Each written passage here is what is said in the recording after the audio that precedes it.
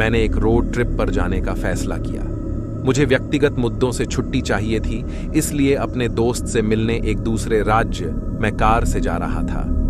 मेरे तटीय शहर से ड्राइव करने में आमतौर पर नेशनल हाईवे के माध्यम से 12 घंटे लगते थे, लेकिन मैंने एक सुंदर मार्ग के लिए पीछे की सड़कों को चुना, जिससे यात्रा लंबी हो गई। जैसे जैसे शाम ढलती गई, मैं एक ठहरने के लिए एक होटल की तलाश कर रहा था।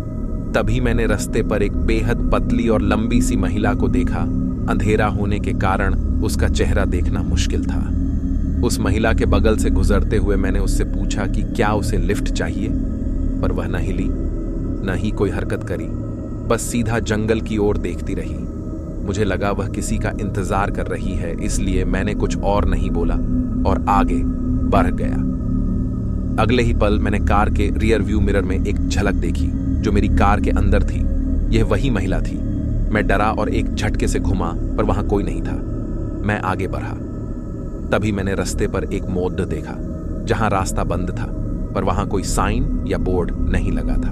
मेरे पास दो विकल्प थे, या तो मैं सामान्य रूप से वापस हाईवे पर जाता और अपने दोस्त से मिलने जाता, या मैं इस बंद रास्ते पर जाता और इसे एक्सप्लोर करता। और जवाब साफ था, मैंने दूसरा विकल्प चुना। थोड़ी देर गाड़ी चलाने के बाद मैं एक कस्बे में दाखिल हुआ, जिसका बोर्ड लगभग पढ़ने लायक नहीं था।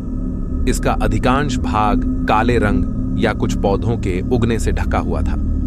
मैं इस कस्बे का नाम नहीं पढ़ सका, लेकिन उत्सुकता मुझ पर हावी थी और मैं उस डरावने वीरान शहर में प्रवेश कर गया। शहर में अशांति भरी हवा थी जो समय से अछूती लग रही थी। इमारतें बरकरार रहीं, लेकिन दरवाजे और खिड़कियां टूटे फूटे थे। यह कस्बा आधुनिक था, फिर भी वीरान था, जैसे इसके निवासी गायब हो गए हों। जैसे ही मैंने खोजबीन की, हवा में एक व्यापक फफूंदी भरी गंध भर गई। ऐसी गंध आ रही थी जैसे शहर दशकों से बंद था, लेकिन मैंने सड्ढन का कोई संकेत नहीं देखा था। मेरी बेचैनी तब और बढ़ गई जब मुझे लगा कि मुझ पर कोई नजर रख रहा है। ऐसा प्रतीत हुआ कि शहर में एक अदृश्य उपस्थिति थी, जिससे मुझे अप्रिय महसूस हो रहा था। अजीब माहौल के बावजूद मैंने आगे जानने का फैसला किया। एक अपार्टमेंट में मुझे एक कैलेंडर मिला जिस पर दशकों पहले की तारीख अंकित थी। इस कस्बे में ऐसा लग रहा था मानो समय रुक गया हो। आखिर इस शहर में हुआ क्या था? मैंने खोजबीन जारी रखी। पुलिस स्टेशन में गुमशुदगी की रिपोर्टें और अखबारों की भयानक कतरनें मिली, जो लोगों के बिना किसी साबुत के गायब होने के काले इतिहास की ओर इशारा कर रही थी। एक विशेष फाइल में हाथ से लिखे नोट थे, जिसमें लंबे पतले भूरे बालों वाली एक पतली महिला का वर्णन था, जो उस रहस्यमयी आकृति से मेल खाती थी जिसे मैंने देखा था।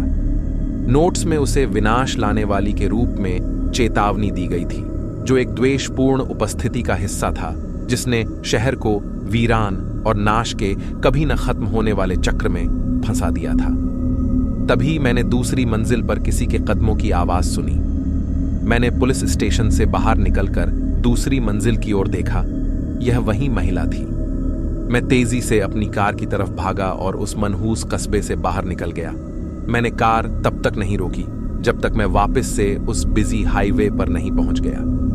मैंने अपने दोस्त को यह सब बताने की कोशिश की, पर उसे लगा कि मैं मजाक कर रहा हूं। लेकिन मैं जानता था, अंधेरे जंगलों में एक भयानक राज छुपा है, जिसके निशान सरकारी फाइलों के अलावा और कहीं नहीं है।